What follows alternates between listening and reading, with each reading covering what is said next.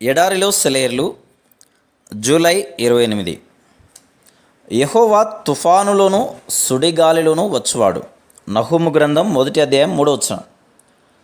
నా చిన్నతనంలో ఒక ఎత్తైన పర్వతం మీద ఉన్న ఒక సంస్థలో కొంతకాలం చదువుకున్నాను. ఒకసారి ఆ కొండ మీద కూర్చుని లోయలోకి వ్యాపిస్తున్న తుఫానుని చూశాను. అంతా కారు మబ్బులు కమ్మినాయి. భూమి ఉరుముల శబ్దానికి కంపించిపోతూ ఉంది.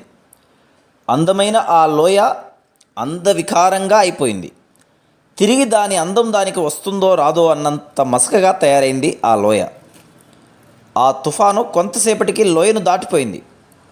మరుసటి రోజు నేను అక్కడే కూర్చొని ఏది తుఫాను, ఆ తుఫాను తెచ్చిన చీకటంతా ఏది అని అడిగాను అనుకోండి, లోయలోని పచ్చిగడ్డి ఇలా జవాబిచ్చేది. దానిలో కొంత భాగం నాలో కలిసింది. కొండమల్లె బదులు పలికేది, దానిలో కొంత నాలో ఇమిడింది అని.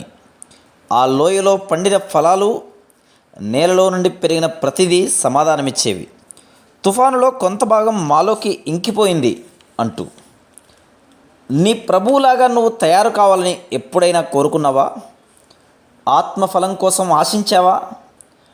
ప్రేమ ఇచ్చే నెమ్మది, నమ్రతల కోసం ప్రార్థించావా? అయితే నీ జీవితాన్ని క్రమ్ముకున్న తుఫాను గురించి భయపడకు. తుఫానులోనూ దీవెన ఉంది. తుఫాను తర్వాత ఎన్నెన్నో పూలు పూస్తాయి, కాయలు కాస్తాయి, నువ్వు ఫలిస్తావు. ఆకాశపు మ్లాన వదనం, కార్చే కన్నీళ్ళు పూలు పూయిస్తాయి. ఏడ్చే కళ్ళు లేకుంటే ఆనందాలు కూడా ఉండవు. నీ బాధని ప్రేమించు, ఫలిస్తుందది తర్వాత కాలంలో. ఇంద్రధనుస్సుని చూడు, కన్నీళ్లలో నుండి దేవుడు ఎంత అందమైన దాన్ని చేశాడో చూడు.